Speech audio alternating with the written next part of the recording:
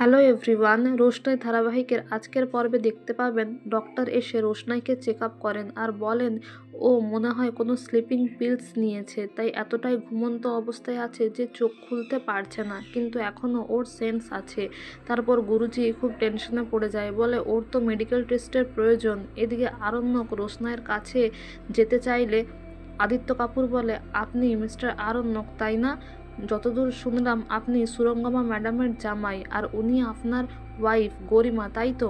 তারপরে আরণ্যক বলে, হ্যাঁ উনি আমার ওয়াইফ। তো কি হয়েছে? তখন মিস্টার আদিত্য কাপুর বলে, আপনাকে রোশনাইয়ের জন্য ভাবতে হবে না, ওর ট্রিটমেন্টের জন্য যা করণীয় ওগুলো সব আমি করে নেব।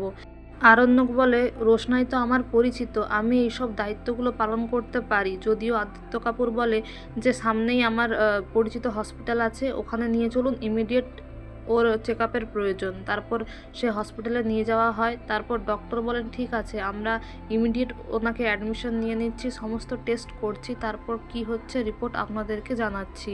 এদিকে আরণ্যক সমস্ত দায়ভার নিতে চাইলে প্রডিউসার টিমের মেম্বাররা বলে যে ও তো ডান্স রিয়েলিটি শোয়ের পার্টিসিপেন্ট, তাই ওর জন্য যা খরচ দরকার সেটা টিম বহন করবে, কাউকে দায়িত্ব নিতে হবে না।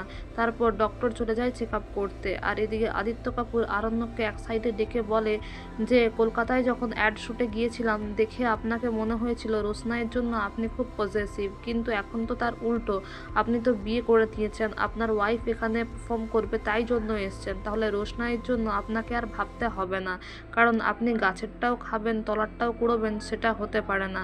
আর আরণ্যক তার প্রতিবাদ করে, কারণ তার খারাপ লাগে। এদিকে আদিত্য বলে, এটা মুম্বাই আমার শহর, তাই আপনি এখানে বেশি কথা বলবেন না। আগামী পর্বে দেখবেন চ্যাম্পিয়ন গরিমা ভার্সেস পারফর্মার রোশনাইয়ের নাম অ্যানাউন্সমেন্ট করা হয়, তারাই ফাইনাল রাউন্ডে কম্পিট করবে। তো বন্ধুরা, এই ছিল আজকের update. Thank you for watching the video.